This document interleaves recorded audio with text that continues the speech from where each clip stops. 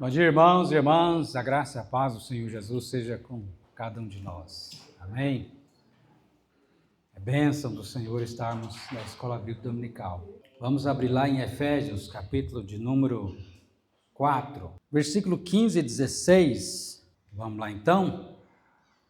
Mas seguindo a verdade em amor, cresçamos em tudo naquele que é a cabeça, Cristo, de quem todo o corpo bem ajustado e consolidado pelo auxílio de toda junta, segundo a justa cooperação de cada parte, efetua o seu próprio aumento para a edificação de si mesmo em amor. Amém.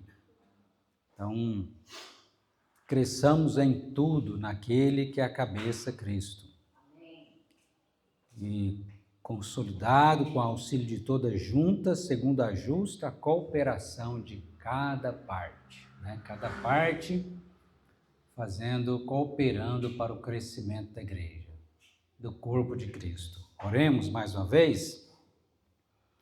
Senhor, te agradecemos por fazer parte da tua igreja, fazer parte do corpo de Cristo, igreja do Senhor. O Senhor é a cabeça, nós somos o corpo, e que possamos, ó Deus, ser um corpo vivo, cheio do Espírito Santo, que cresce, ó Deus, tanto na graça como no conhecimento do Senhor Jesus, onde cada um de nós, cooperando, cada um faz a sua parte, consolidados para o crescimento espiritual, para o crescimento nos dons, para o crescimento numérico em conversões, para o crescimento em santificação, para o crescimento, ó Deus, de vidas transformadas pelo Senhor em maturidade e capacitação, ó Pai.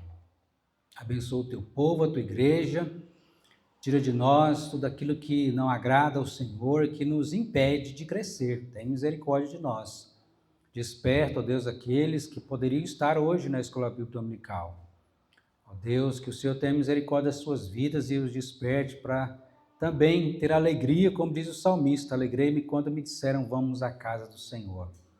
Que não nos falte essa alegria. E aqueles que estão enfermos, pedimos ao Senhor, ó Pai, que o Senhor traga cura, abençoa, dando vigor físico, espiritual e emocional. Oramos assim agradecidos por tuas bênçãos, em nome do Senhor Jesus Cristo. Amém. Amém. Continuando nos nossos estudos sobre grupo familiar, né? Nós vamos ver aqui um pouco hoje sobre a composição do grupo familiar. A igreja em movimento, né? A igreja em movimento. Nós lembramos que nós temos aqueles 4 E's do encontro, ou mais do que da reunião, da vida do grupo familiar, que é o encontro, a exaltação, a edificação e a evangelização. E no que diz a evangelização, nós estamos nesse desafio, né, de fazer uma lista de oração por pessoas que você deseja a conversão delas. Já fez sua lista?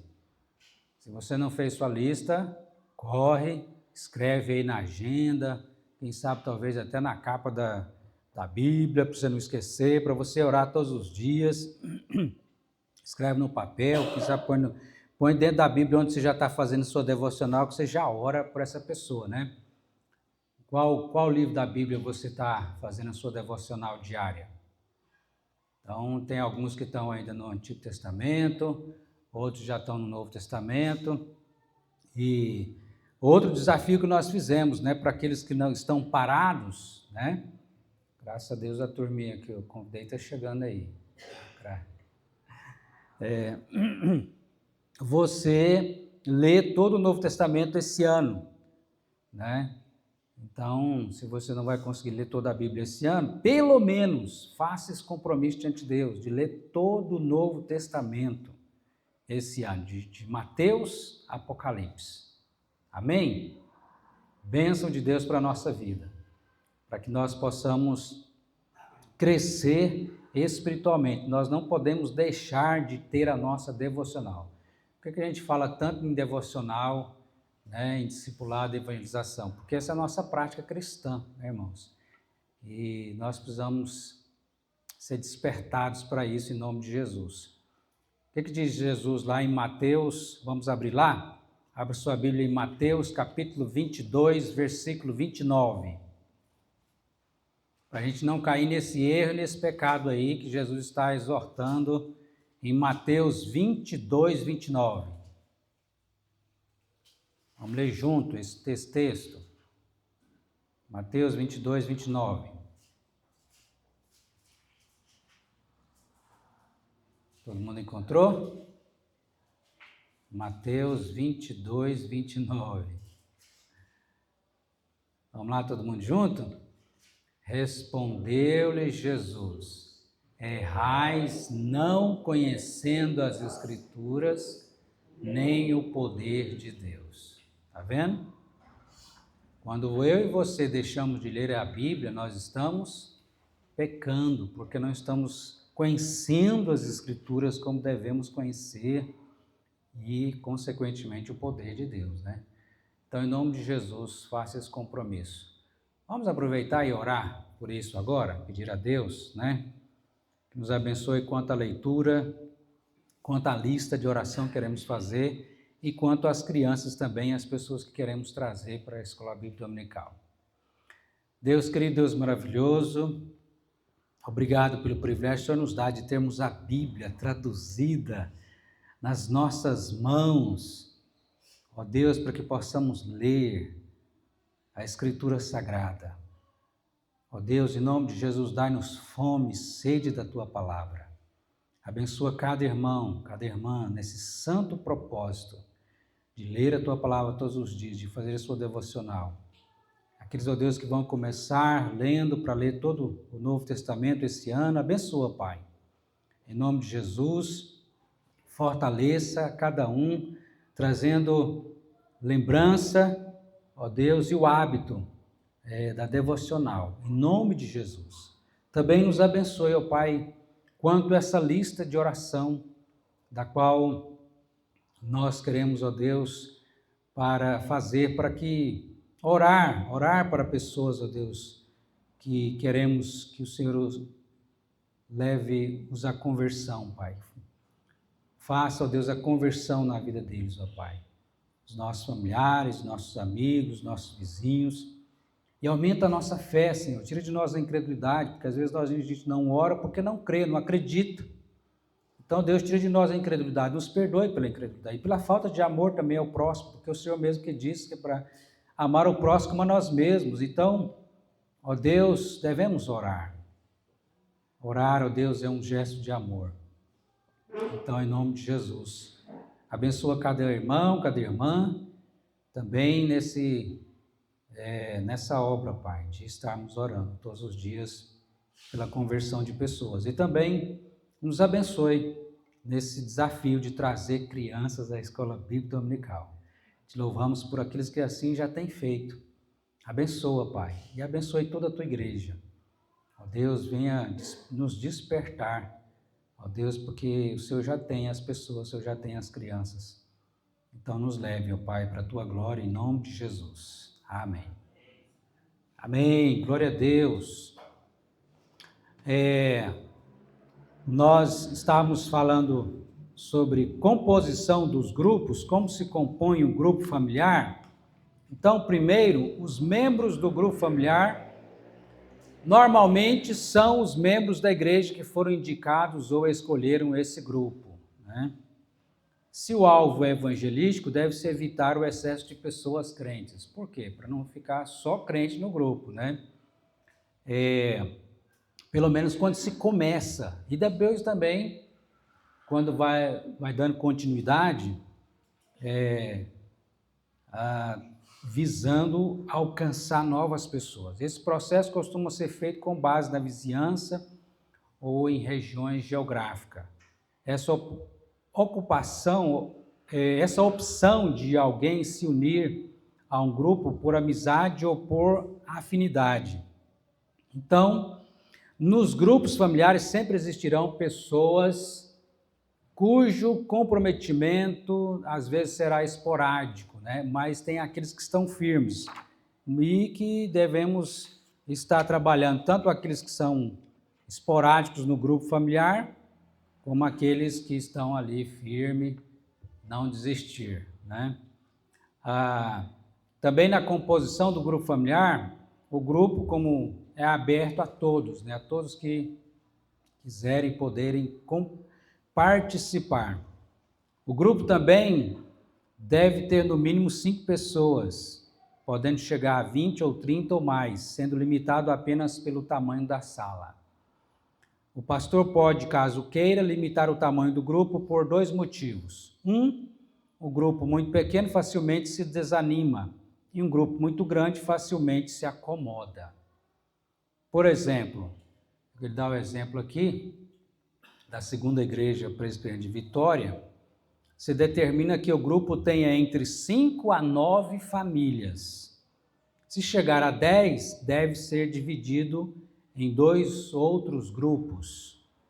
A equipe de liderança é menor, mas o núcleo de membros é de que pelo menos 5 famílias. Então, no mínimo 5 famílias, no máximo aí 9 famílias, chegando a 10, então se multiplica o grupo, né?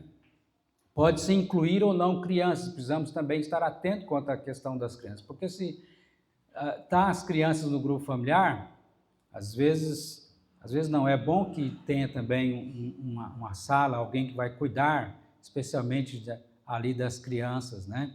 Ou elas ficam juntas no cuidado dos pais, com o grupo dos adultos, ou então num local onde elas podem também, como a gente faz aqui, ter o culto delas, né? É o momento do grupo familiar juntamente paralelo ali que está acontecendo com o grupo, né? dos adultos, né? Funcionamento dos grupos. O grupo tem uma reunião semanal de 1 hora. Por que 1 hora? Para não, principalmente para as visitas, né? Não cansar e ter vontade de voltar, né? E depois, ao terminar, ali aquele momento de 1 hora, depois aqueles que desejarem ficar mais tempo conversando, como a gente tem aqui na igreja, né? Depois o chamunhão, né? Tem aquele momento de confraternização, né? E a reunião é simples, como nós colocamos aqui, né? Ter o momento do encontro, o momento do louvor, o momento de compartilhar na edificação, e lembrarmos do nosso propósito de evangelização. Também, alguns grupos não têm tanta facilidade quanto ao louvor e optam, às vezes, por gastar mais tempo no grupo, no momento do compartilhamento bíblico, né, da edificação. Às vezes, por exemplo, se crescem vários grupos, né, familiares, e aí não tem, às vezes, ali quem toca, né? Isso não quer dizer que não possa também ter um momento de cânticos, mas às vezes vai ter um cântico só, às vezes não tem tanta facilidade, então gasta mais tempo em outra parte como da edificação, por exemplo. Um grupo familiar é informal e mantém um ambiente informal, diferente do culto, né? O grupo familiar é informal. No culto tem toda aquela liturgia, como também às vezes no culto no lar, que é diferente da reunião do grupo familiar, tem uma liturgia a seguir. Na reunião do grupo familiar já é mais informal, seguindo esses 4 eixos, né, como nós falamos aqui, né? As pessoas têm um momento de confraternizar, de se conhecer, de saber o nome de uma da outra, de orar uns pelos outros, né? Como até nós já fizemos aqui também, orando uns pelos outros. Vamos fazer isso no final também. A forma de hospedar o grupo deve ser simples. Queremos que todos se sintam à vontade em ter um grupo em sua casa. Um dos principais segredos para se ter um número grande de visitantes é mudar com frequência de casa para outra casa na mesma vizinhança. E assim facilita, né? Não precisa ficar toda a vida numa casa só. Um mês numa casa, outro mês na outra casa.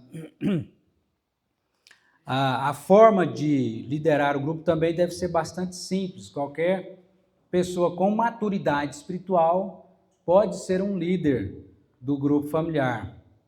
Vocês lembram daqueles pontos que eu coloquei sobre o que precisa, resumidamente, para ser um líder de um grupo familiar? Precisa ser alguém que tenha condições de conduzir a reunião do grupo, né? Também, ao mesmo tempo que ele está conduzindo a reunião do grupo, ele já está treinando um auxiliar, dando a oportunidade também para o auxiliar fazer alguma parte, né, do louvor ou no momento da edificação. Então, tem esse treinamento aí do líder com o líder auxiliar. E está disposto também a entrar em contato aqui com aqueles que não compareceram na reunião para ver o que aconteceu. Então, o grupo, e que não fica também só no líder, né? O líder às vezes vai indicar algumas pessoas para entrar em contato com os faltantes, né? E falar, olha, já vê os que faltaram, entre em contato para ver se está doente, o que aconteceu, né? Para estar tendo esse pastoreio. Então, assim, o líder do grupo vai conduzindo o grupo familiar. Então, esses 3 pontos importantíssimos, né? Primeiro, conduzir a reunião de maneira simples. Talvez o mais complicado seja o momento da edificação, que às vezes a gente pensa que a pessoa tem que pregar. Não, ele não vai pregar, ele vai facilitar que os outros possam participar no texto bíblico e compartilhando o que aprendeu do texto bíblico, né? Então, é um facilitador. E aí, segundo ponto, alguém que vai estar junto com o outro, os dois treinando, né? Um outro, não só um só liderando e sozinho, né? Mas 2 pessoas. Até porque o objetivo depois é que se tenha a multiplicação do grupo.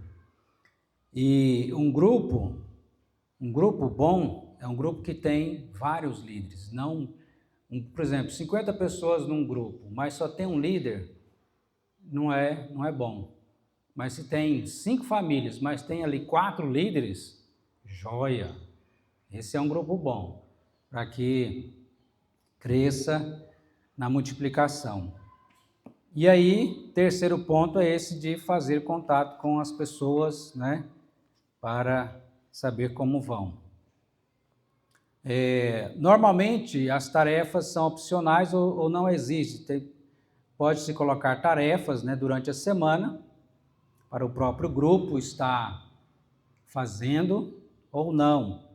As reuniões devem ser feitas em locais alternados. E entrar em contato quando mudar, né, de casa, para que as pessoas saibam a que casa que vai ser. Ao escolher um bom local para as reuniões, devemos considerar alguns aspectos como espaço adequado, cadeiras ou tapetes para as pessoas sentar, mesmo que seja no chão, de maneira confortável, de fácil acesso para todos, sem escadas difíceis, né? E também para as pessoas se sentirem bem-vindas ali naquele lugar, né? A equipe deve ter alvo de crescimento, entendendo que isso surge através de círculo de amizade e parentesco. Alvos de crescimento. Então, Tem um livro chamado A Evangelização, a Amizade, a Chave da Evangelização. Quantos amigos não crentes você tem? Quantos deles você acha que você conseguiria levar a um grupo familiar? Às vezes você não consegue trazê-lo à igreja, ao culto à noite, mas às vezes, numa casa, você teria mais facilidade de levar o seu amigo, a sua amiga, né, naquela casa, na reunião, no grupo familiar. Ferramentas evangelísticas para o grupo familiar. Mudar de casa, de uma casa para outra, manter uma cadeira vazia. Vocês lembram da cadeira vazia? Aqui é para lembrar que tem alguém ali para sentar, alguém que não veio, um visitante que não veio para sentar naquela cadeira, para ocupar aquela cadeira. Lembrarmos que na nossa lista de oração, né? Sempre manter assim na reunião a cadeira vazia para nos lembrar desse objetivo evangelístico. E aí pode-se também desenvolver temas e material evangelístico, né? Nós temos os trabalhos, os livros, né? E revistas evangelísticas também muito boas. Oferecer oração pela necessidade do não crente, né? Tanto não só aquele que vem à reunião, mesmo aquele amigo seu. Você já sugeriu orar, né, pelo um amigo seu? Às vezes até que está passando por uma necessidade, você já conversou com ele e disse: fulano, eu gostaria de fazer uma oração por você, eu posso? Com certeza muitas pessoas vão aceitar, né? Estender o amor de Deus à vizinhança com criatividade. Às vezes essa criatividade vai ser ajudar em alguma necessidade aquela pessoa, em alguma coisa que possa a pessoa se sentir amada, né? Por exemplo, só citando um exemplo de um velhinho lá que está sozinho numa casa, juntamos aqui, nós vamos capinar o lote do Senhor. Uma maneira de demonstrar ali essa criatividade, esse interesse, esse amor na prática, né? Fazer uma serenata, visitar na véspera do Natal, fazer uma limpeza da rua ou de alguma propriedade abandonada, ajudar com a pintura ou reforma da casa de um idoso ou necessitado, jogar vôlei ou futebol na rua, convidar as crianças a participarem, conseguir permissão para fechar a rua e fazer uma celebração com esportes, fazer uma festa de Natal, possivelmente com trocas de presente, opções tantas quanto pudermos imaginar e sonhar, né? Então, criatividade na evangelização. E aí, a lista de oração, da qual nós já colocamos aqui para os irmãos, também faz parte, né? Fazer uma apresentação clara do Evangelho. Você consegue fazer um evangelismo pessoal? Qual foi a última vez que você apresentou o Evangelho para alguém? Um evangelismo pessoal. Lembra daqueles 7 fatos que nos levam a Cristo? Nessa última... Domingo passado, né? Domingo passado, Deus me deu a bênção de compartilhar o evangelismo pessoal, com algumas pessoas idosas, né? E usando João 14,6, né? Então eu já falava, nós estamos aqui nesse mundo de passagem, né? Todos nós queremos um dia chegar no céu. Qual o caminho para chegar no céu? O que Jesus falou? É um texto conhecido, né? Muitas pessoas conhecem. E aí eu citava o versículo. Jesus falou, eu sou o caminho, a verdade e a vida, e ninguém vê o Pai não ser por mim. Quer chegar no céu? Jesus é o caminho, né? Então, com 5 minutos, eu compartilhei, né, o Evangelho, com 10 minutos, um evangelismo pessoal, Então, a gente está fazendo isso cada vez mais de maneira intencional. Sabe o que é o nosso problema, irmãos? Nós deixamos de evangelizar e isso se tornou o que não deveria ser uma prática. Não evangelizar as pessoas, não compartilhar. Nós acostumamos uma vida religiosa de ficar por isso mesmo, só vem à igreja e pronto, e acabou. Mas na vida cristã normal, não anormal, nós transformamos uma coisa anormal, que é não evangelizar, numa coisa normal. Mas a vida cristã normal, verdadeiramente normal, é nós compartilharmos o evangelho. Por isso que Jesus diz: recebeis poder ao descer sobre vós o Espírito Santo, para fazer o quê? Ser minhas testemunhas. Nós estamos aqui no mundo para testemunhar. Se a gente não testemunha, perdeu o nosso sentido de continuar nesse mundo. Para que a gente vai continuar nesse mundo se eu não estou testemunhando do Evangelho do Senhor Jesus Cristo? Então, seja no meu trabalho, na minha vizinhança, na escola, onde quer que eu esteja, o meu objetivo maior de vida é testemunhar do Senhor Jesus Cristo para que outros sejam salvos. O seu objetivo na vida não é ganhar dinheiro, não é conquistar o que você quer financeiramente ou outras coisas, bens que Deus pode nos dar, é bênção para as nossas vidas. Nosso objetivo maior não pode ser isso, né? Ou vivermos aqui uma vida confortável, adquirindo as coisas e acomodados mesmo na nossa realidade. Não, nosso objetivo maior não é nem ser um bom profissional na área que eu estou, sem ser um instrumento do Senhor para alcançar outras pessoas. Você é um bom profissional para que outras pessoas conheçam Jesus. Se você é um profissional, mas através da sua profissão outras pessoas não conheçam Jesus, você está perdendo o foco, o propósito maior de Deus para a sua vida.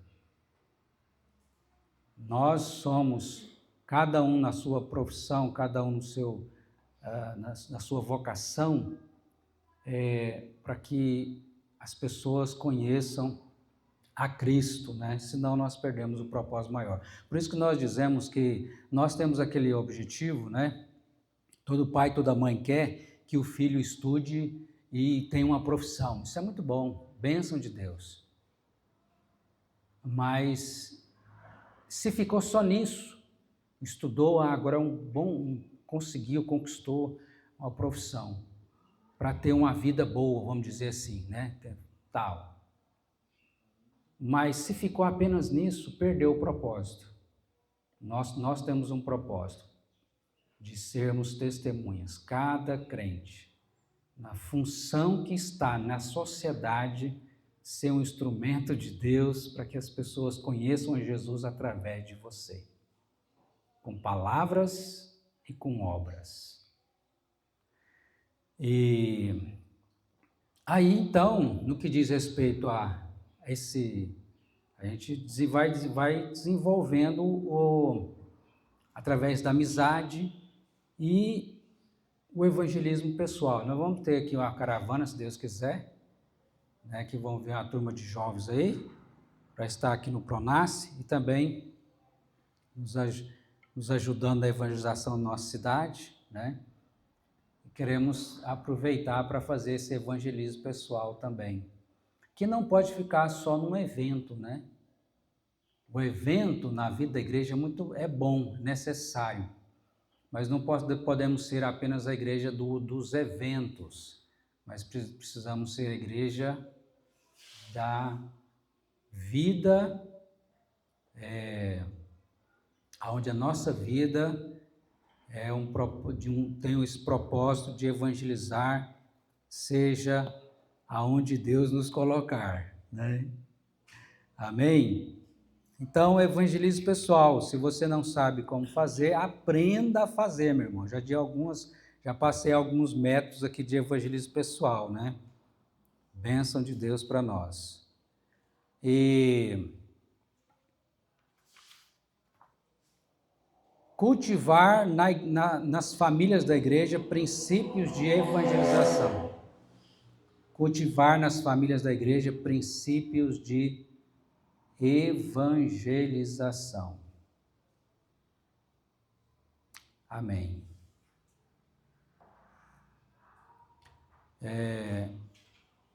Agora eu queria que você abrisse comigo a sua Bíblia lá no texto de Neemias capítulo 3. Neemias capítulo 3 é um texto que Deus tem nos dado, que eu desejo, quem sabe, um dia compartilhar esse texto à noite também.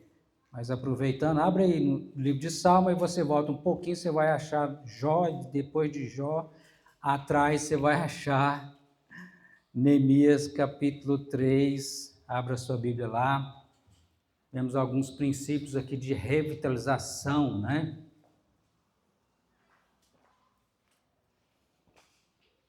Nós estamos, pela graça de Deus, recebemos aí o recurso do presbitério, nessa revitalização da cozinha, né?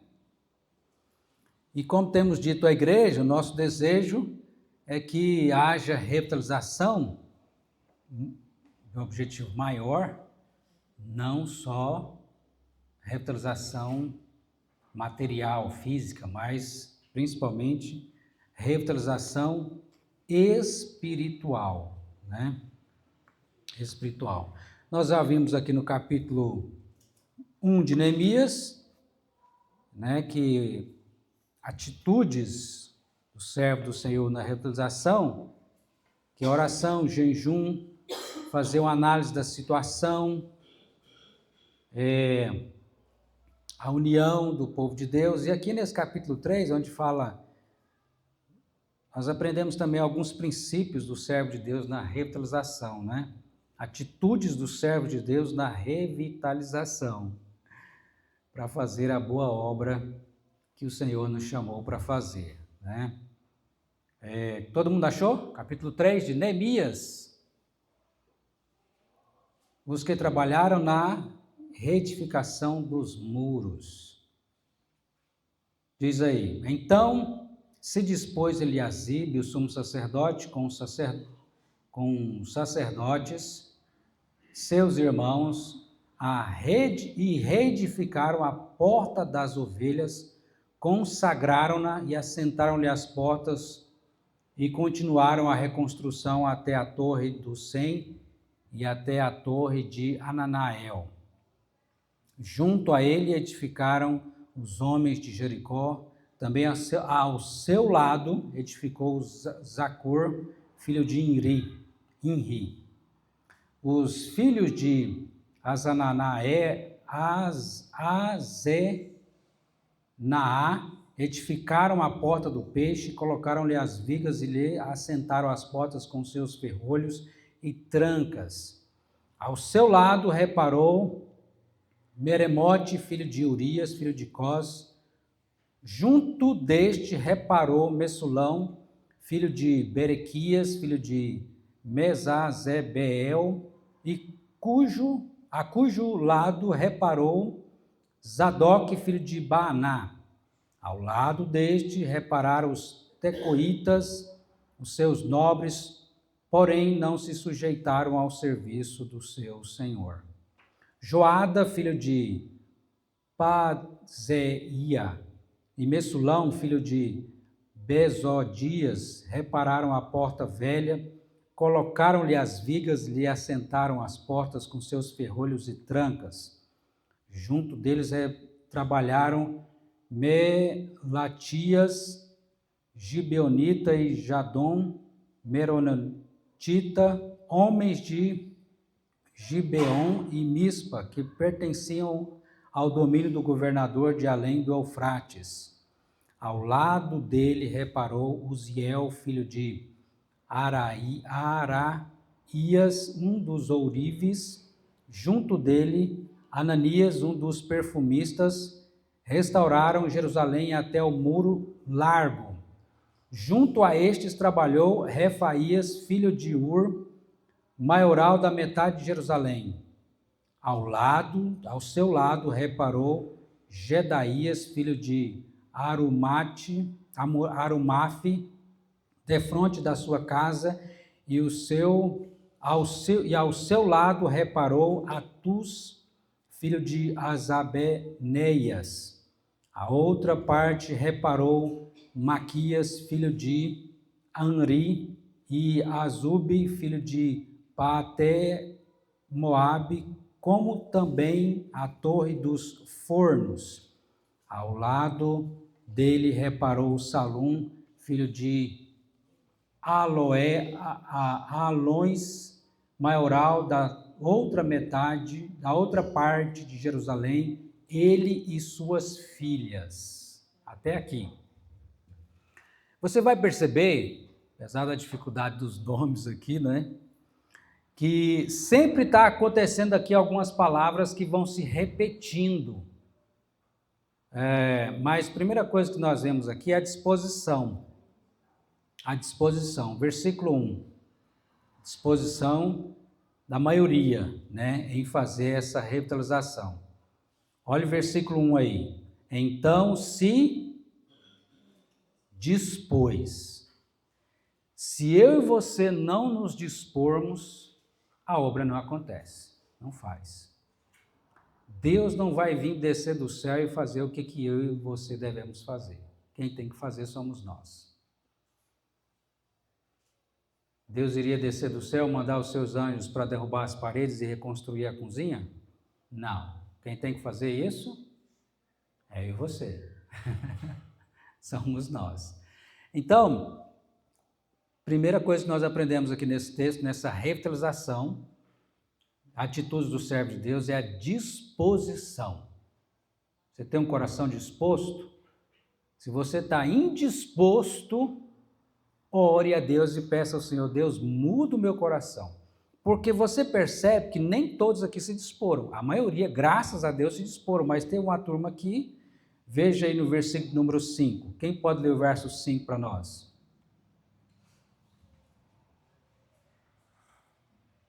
Ao lado destes, repararam os tecoitas, os seus nobres, porém não se sujeitaram ao serviço do seu Senhor. Então, teve uns aí, os nobres, não se sujeitaram ao serviço do seu Senhor. Infelizmente, não se dispuseram, né? Não se dispuseram. Mas a maioria, graças a Deus, se dispôs. Outra coisa que nós aprendemos aqui na atitude dos servos de Deus, na revitalização, é a união. Você vai observar aqui que lado a lado, eles estão ao seu lado. Olhe comigo aqui, vamos ver alguns versículos aqui. Olha o versículo 2. Junto a ele edificaram. Versículo 4. Ao seu lado reparou. Versículo 5. Ao lado destes. Versículo 7. Junto deles. Versículo 8. Ao seu lado. Versículo 9. Junto a estes. Versículo 10. Ao seu lado. Versículo 12. Ao lado dele.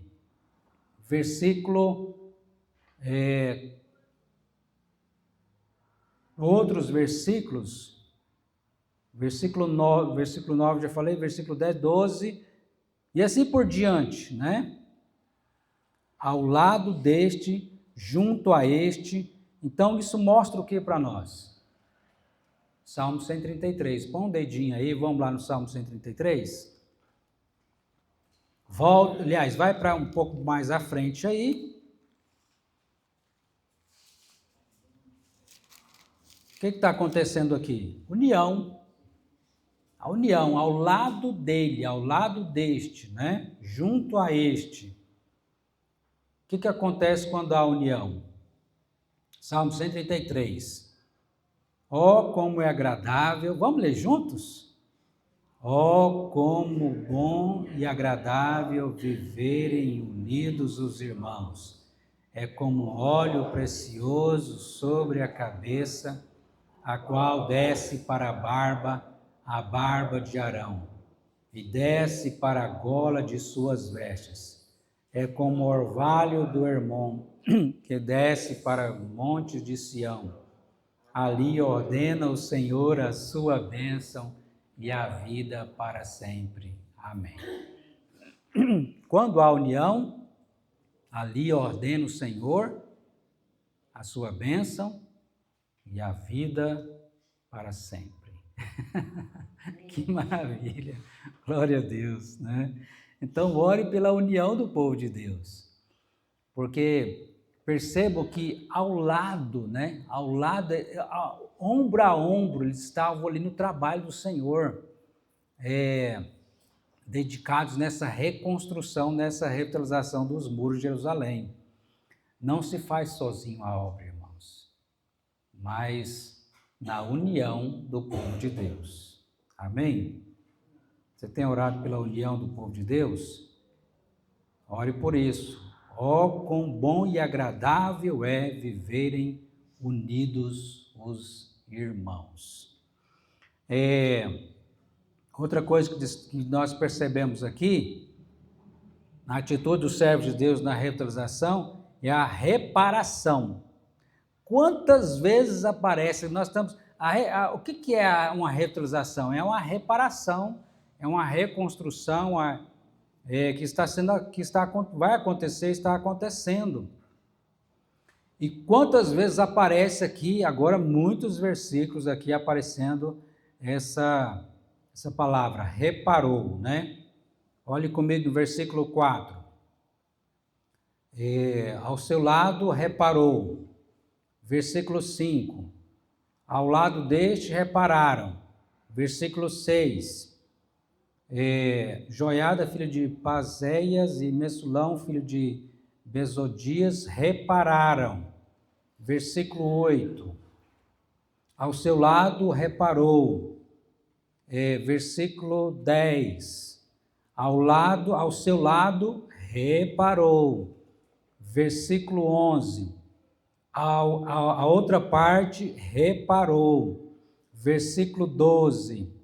Ao lado dele reparou. Versículo 15. A porta da fonte reparou-a.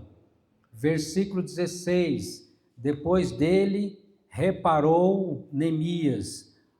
Versículo 17. Depois dele repararam os levitas. Versículo 18. Depois dele repararam seus irmãos.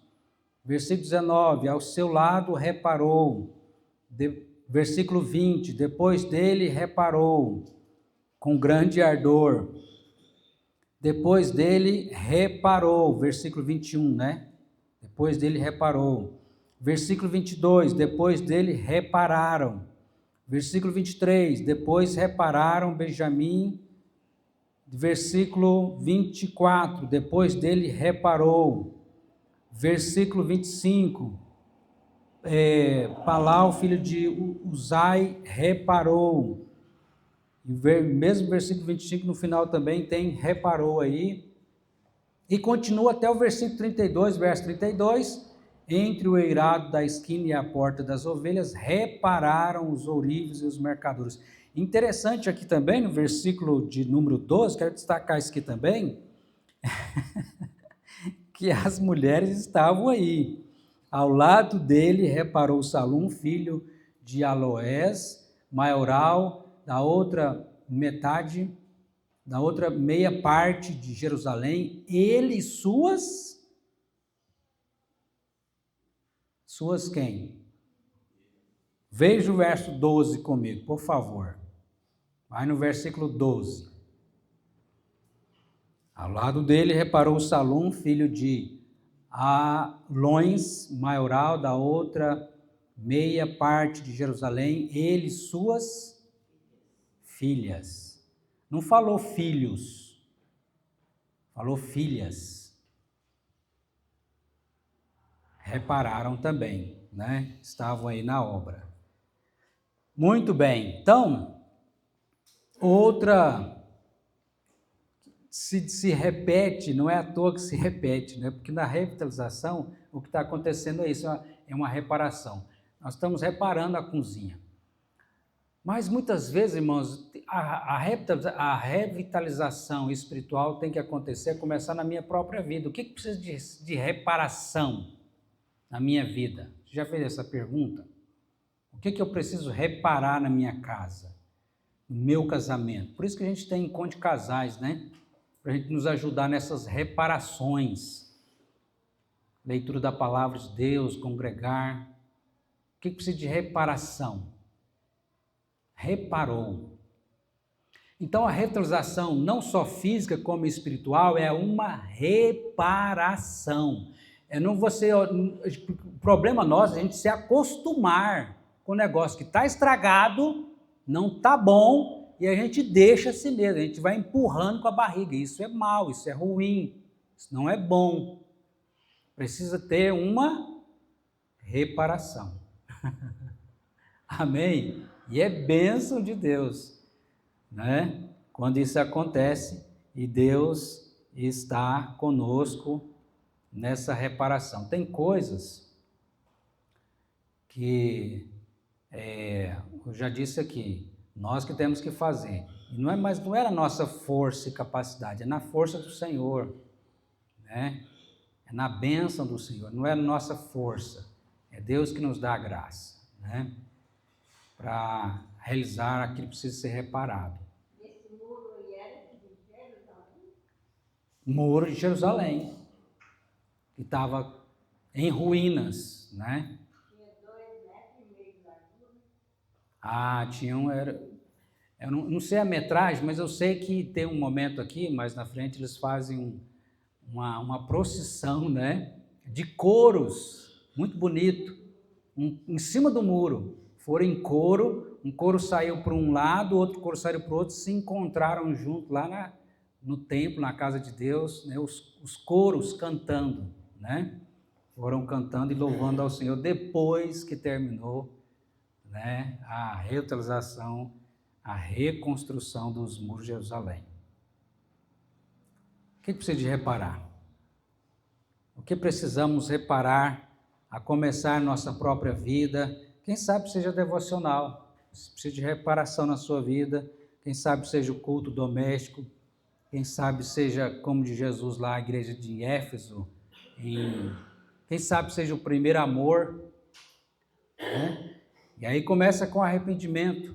A reparação vem pelo arrependimento. Jesus fala assim: arrependa-te e volta à prática das primeiras obras. Aí haverá revitalização, reparação. O que precisamos reparar na igreja? Reparar é corrigir o que está errado, o que não está bem. Então, nós vemos aqui pelo menos esses 3 pontos aí na revitalização, nas atitudes dos servos de Deus na revitalização, que é a disposição, união e reparação. 3 palavras para a gente decorar: disposição, união e reparação, né? Juntando aqui fazendo um acróstico, dur,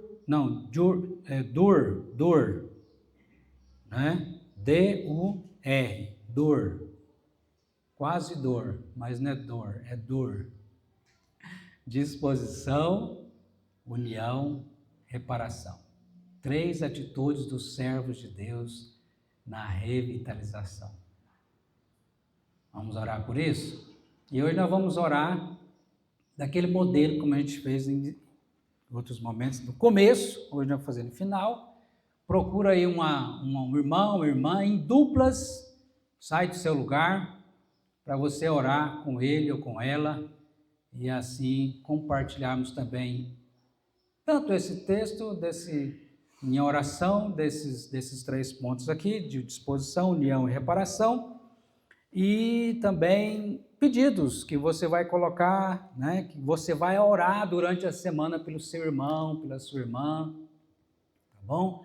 Pergunta para ele, para ela, qual o seu pedido de oração que você gostaria que orasse durante a semana. Ora cada um, né, uns pelos outros, e não se esqueça de orar também durante a semana. Vamos ficar de pé?